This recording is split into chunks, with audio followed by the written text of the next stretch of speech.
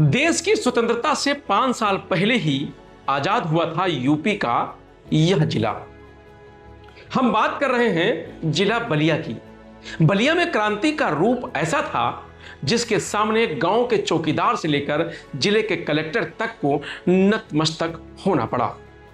10 अगस्त 1942 को शुरू हुई अहिंसक क्रांति से अंग्रेजी राज के सभी गढ़ ढह गए और नौकरशाही भाग खड़ी हुई।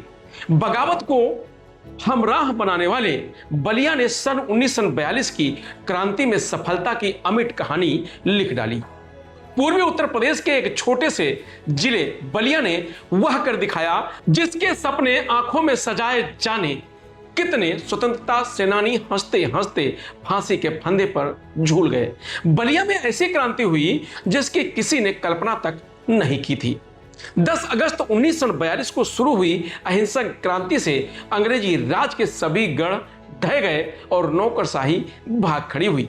एक के बाद एक थाने और तहसील पर तिरंगा फहराता चला गया और अंग्रेजी प्रशासन पूरी तरह से समाप्त हो गया। बलिया के लोगों ने अपना अदम्य साहस और अद्भुत शौर्य के दम पर लगभग पौने 200 साल से पड़ी गुलामी की बेड़ियां काट दी और 19 अगस्त 1942 को ही स्वतंत्रता के सुप्रभात का दीदार कर लिया। भारत की स्वतंत्रता की पहली किरण बलिया में ही फूटी। हालांकि यह आजादी अधिक दिनों तक नहीं कायम रह सकी और 22 अगस्त 1942 को ही देर रात अंग्रेजी फौज बलिया पहुंची। अंग्रेजी फौज के साथ नेदरसोल को विशेषाधिकार से लैस प्रशासक बनाकर बलिया भेजा गया था। नेदरसोल ने कलेक्टर के बंगले पर पहुंचकर जिले का प्रशासन अपने हाथ में लेने की घोषणा कर दी। फिर से जिले की सत्ता पर अंग्रेजों का कब्जा हो गया, लेकिन बलिया वालों ने अपने तेवर और पराक्रम से यह दिखा दिया कि उसे यूं ही बागी नहीं कहा जाता। बलिया की यह आजादी भले ही चंद दिनों की रही हो, लेकिन इसके निहितार्थ बड़े व्यापक थे। एक छोटे से जिले के हर ओर अंग्रेजी शासन से घिरे रहकर भी आजाद हो जाना क्रांतिकारियों में नए उत्साह का संचार कर गया। वहीं इस खबर से दुनिया भी चौंक पड़ी। 1942 की क्रांति के समय प्रांत कांग्रेस कमेटी के कार्यकारिणी सदस्य रहे स्वतंत्रता सेनानी दुर्गा प्रसाद गुप्त ने अपनी पुस्तक स्वतंत्रता संग्राम में बलिया में लिखा है कि अगस्त महीने में अंत में प्रदेश के गवर्नर सर हैलेट ने लंदन को यह खबर भेजी कि बलिया पर फिर कब्जा कर लिया गया है। गवर्नर के इस संदेश में भी इस बात की स्वीकारोक्ति थी कि बलिया में अंग्रेजी शासन समाप्त हो गया था।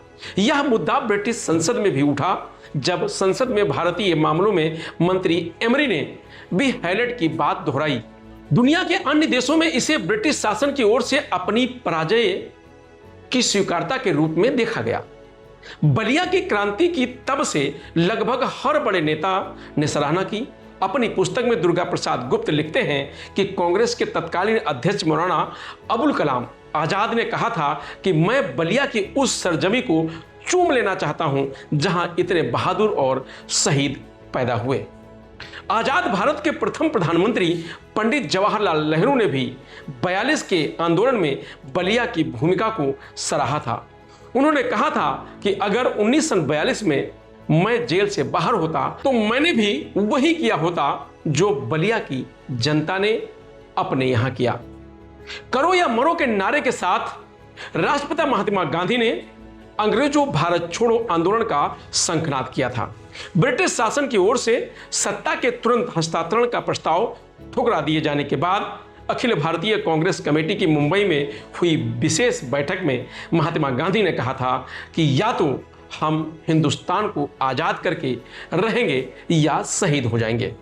मैं स्वतंत्रता चाहता हूं, पूर्ण स्वतंत्रता से किसी भी चीज से संतुष्ट नहीं हो सकता। जिस पूर्ण स्वतंत्रता के संकल्प के साथ उस संकल्प को बलिया ने सिद्ध कर दिखाया।